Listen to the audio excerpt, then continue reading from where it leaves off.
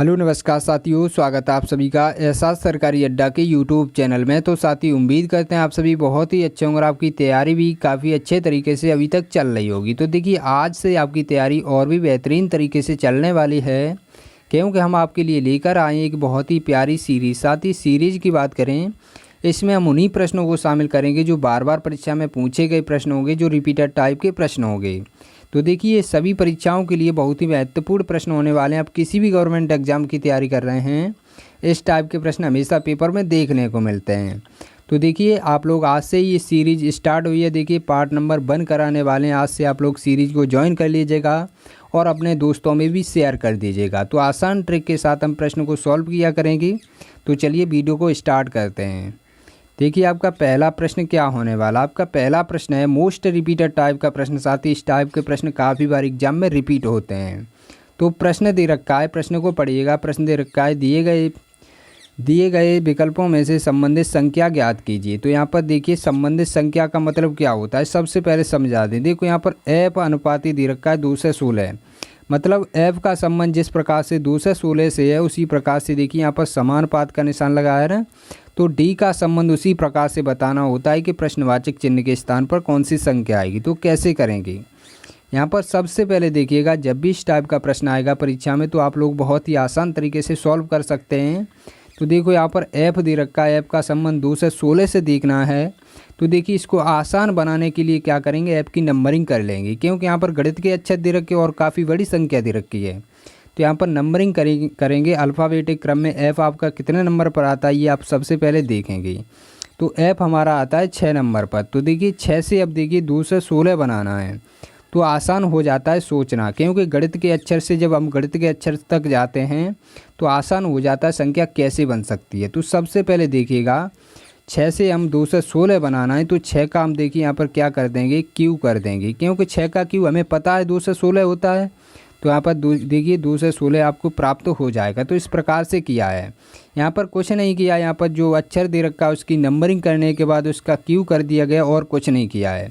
तो इसी प्रकार से हम देखेंगे जो हमें पूछा गया है। देखिए डी का संबंध पूछा गया है, इसी प्रकार से करना है। तो देखिए डी आपका कितने नंबर पर आता है, डी आपका 4 नंबर पर आता है। 4 का क्यू जब हम करेंगे तो कितना हो जाएगा, आप सभी साथियों को पता होना चाहिए। कम से कम 20 तक क्यू याद कर लीजिएगा और स्क्वायर भी याद कर लीजिएगा, क्योंकि ऐसे प्रश्नों में काफ़ी भूमिका निभाते हैं क्यू और स्क्वायर। आप लोग बहुत ही अच्छे तरीके से प्रश्न को सॉल्व कर पाते हैं। तो देखिए यहाँ पर 4 का क्यू कितना होता है, 64 होता है। तो देखिए 64 यहाँ पर आने वाला है। प्रश्नवाचक चिन्ह के स्थान पर कौन सी संख्या आने वाली, 64 आने वाली। 64 देखिए आपका ऑप्शन नंबर सी में दे रखा है, जो कि आपका राइट आंसर हो जाएगा। तो साथ ही हम उम्मीद करते हैं जब भी इस टाइप का प्रश्न आपकी परीक्षा में पूछा जाएगा तो आप लोग बहुत ही अच्छे तरीके से सॉल्व कर पाएंगे। तो चलिए चलते अपने नेक्स्ट प्रश्न की तरफ। देखिए आपका दूसरा प्रश्न है, ये भी मोस्ट इंपॉर्टेंट प्रश्न। साथ ही इस टाइप के प्रश्न भी काफ़ी बार एग्जाम में रिपीट होते हैं। तो प्रश्न दे रखा है, दिए गए प्रश्न में लुप्त संख्या ज्ञात कीजिए। लुप्त संख्या कहाँ पर दे रखी है, देखो इस प्रकार के 3 ट्रायंगल दे रखे हैं। यहाँ पर प्रश्नवाचक चिन्ह दे रखा है, इस स्थान पर पता करना है कौन सी संख्या आएगी। काफ़ी बार इस टाइप का प्रश्न रिपीट हुआ है। तो यहाँ पर देखिए कैसे करेंगे। सबसे पहले देखेंगे कि यहाँ पर 26 कैसे लाया गया, यहाँ पर 17 कैसे लाया गया। उसी प्रकार से हम इसमें बीच में भरेंगे, क्योंकि हमें 2 ट्रायंगल कंप्लीट दे रखे हैं, एक में जो हमें भरना है वो हमें पता करना है।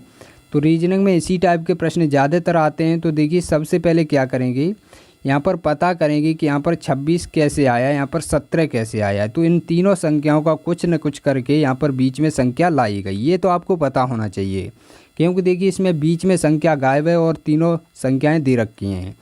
तो यहाँ पर देखिए 6 और 3 को जब हम आपस में ऐड करेंगे तो यहाँ पर कितना 9 हो जाएगा।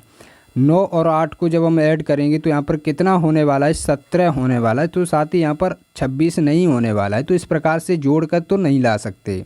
अब देखिए दूसरा तरीका क्या होता है, दूसरा तरीका ये होता है कि यहाँ पर देखिए गुणा करके देख लीजिएगा संख्या में। तो देखिए 3 और 6 का जब आपस में गुणा करेंगे तो कितना हो जाएगा, तो 6 कितना होता है, 18 होता है। 18 में देखिए अब आपको पता चल चुका होगा कि इसमें 8 की कमी रह गई है, क्योंकि 26 बनाना है। तो 8 को इसमें ऐड कर दीजिएगा, नीचे वाली संख्या ऐसी ऐड कर दीजिएगा, तो यहाँ पर कितना हो जाएगा, 26 हो जाएगा। तो देखो बीच में यहाँ पर 26 ही तो दे रखा है। तो इसी प्रकार से यहाँ पर भी लॉजिक लगना चाहिए, तभी हमारा यहाँ पर प्रश्न सॉल्व हो सकता है। तो देखिए यहाँ पर भी देख लेते हैं चेक करके एक बार।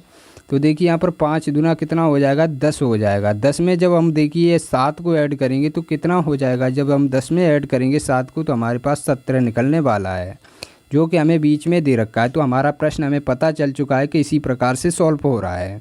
तो हम क्या करेंगे, जो संख्या यहाँ पर दे रखी इसमें आपस में गुणा कर लेंगे। यहाँ पर देखिए 9 चिंगा कितना होता है, 54 होता है। जब हम 54 में 6 को ऐड करेंगे तो हमारे पास कितना आ जाएगा, देखिए हमारे पास 60 प्राप्त हो जाएगा। 60 देखिए यहाँ पर प्राप्त हो जाएगा। तो देखिए 60 आपका प्रश्नवाचक चिन्ह के स्थान पर संख्या भरी जाएगी। तो साथ ही हम उम्मीद करते हैं ये भी प्रश्न आपको काफ़ी अच्छे तरीके से समझ में आ गया होगा। 60 आपका ऑप्शन नंबर डी में दे रखा है, जो कि आपका राइट आंसर हो जाएगा। तो चलिए चलते अपने नेक्स्ट प्रश्न की तरफ। देखिए आपका नेक्स्ट प्रश्न क्या होने वाला है। देखिए आपका तीसरा प्रश्न है, ये भी मोस्ट रिपीटेड टाइप का प्रश्न है। साथ ही इस टाइप के प्रश्न भी काफ़ी बार एग्जाम में रिपीट होते हैं। तो प्रश्न क्या दे रखा है, सबसे पहले प्रश्न को पढ़ेंगे। प्रश्न दे रखा है, दिए गए प्रश्न में संबंधित संख्या ज्ञात कीजिए। यहाँ पर देखिए यहाँ पर भी संबंधित संख्या से रिलेटेड प्रश्न है। तो यहाँ पर 83 का संबंध जिस प्रकार से यहाँ पर 9 से दे रखा है, तो उसी प्रकार से हमें पता करना है।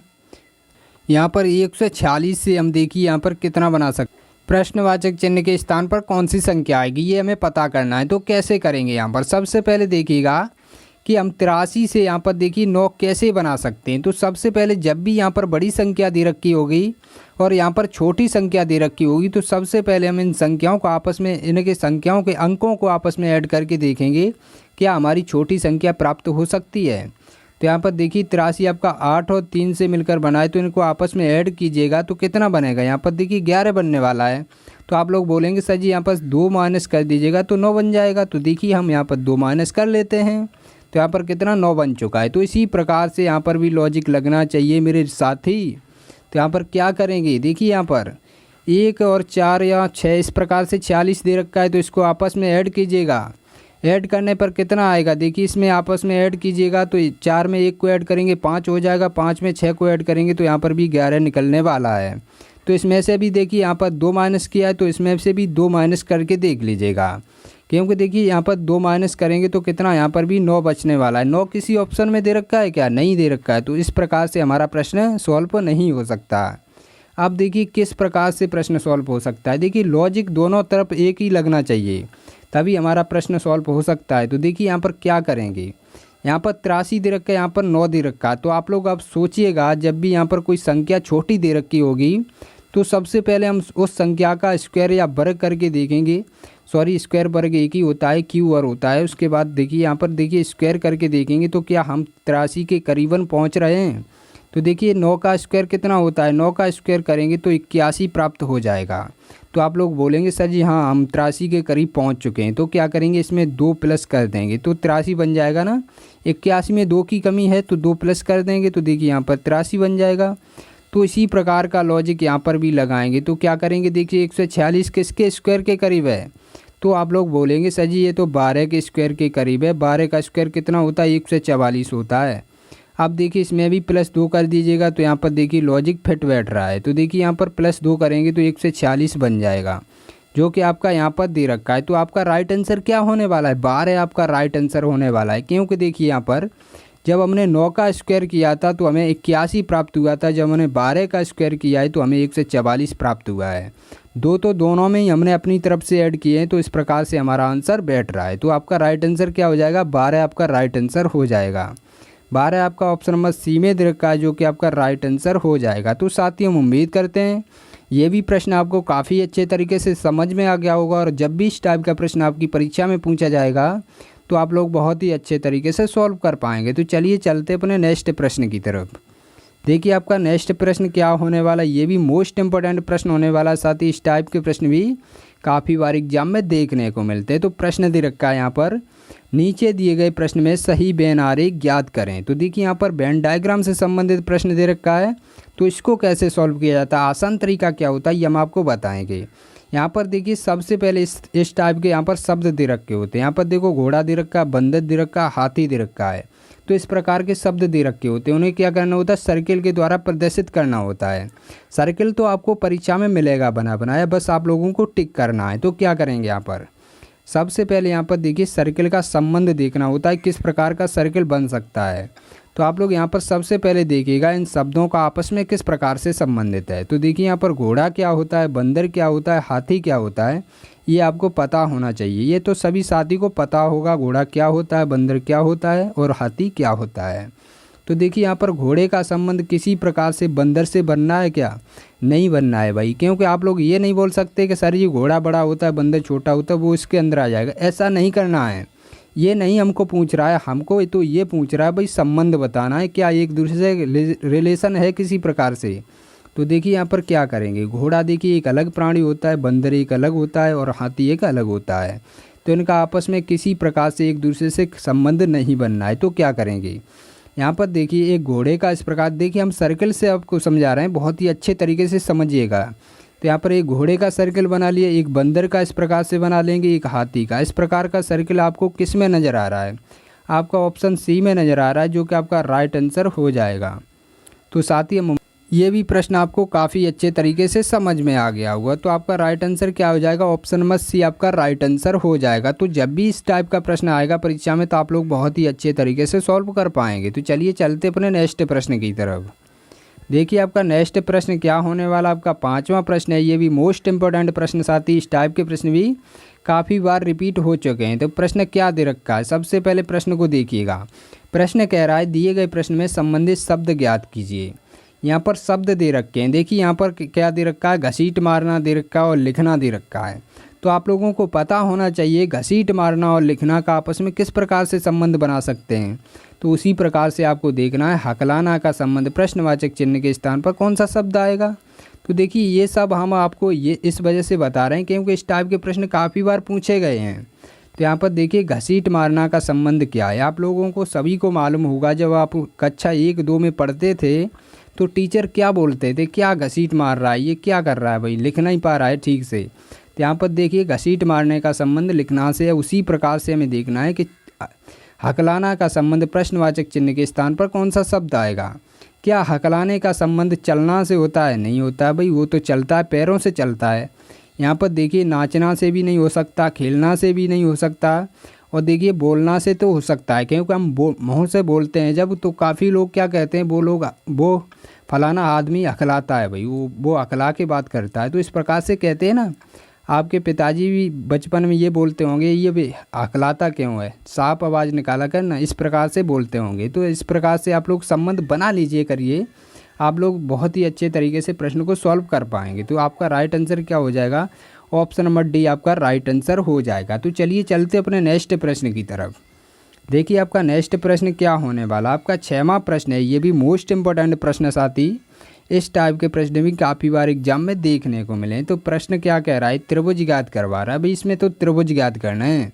तो कैसे करेंगे, काफ़ी स्टूडेंट क्या करते हैं, इस टाइप के त्रिभुज देखकर भाई उसको छोड़ देते हैं, प्रश्न को आगे बढ़ जाते, पर ऐसा नहीं करना। देखो परीक्षा में नंबर किसका कम होगा, आप लोगों का कम होगा। आप लोग जब परीक्षा में प्रश्न को टिक नहीं करोगे, मतलब सॉल्व नहीं करोगे, तो आपको एग्जामिनर नंबर कहाँ से दे देगा, नहीं देगा ना।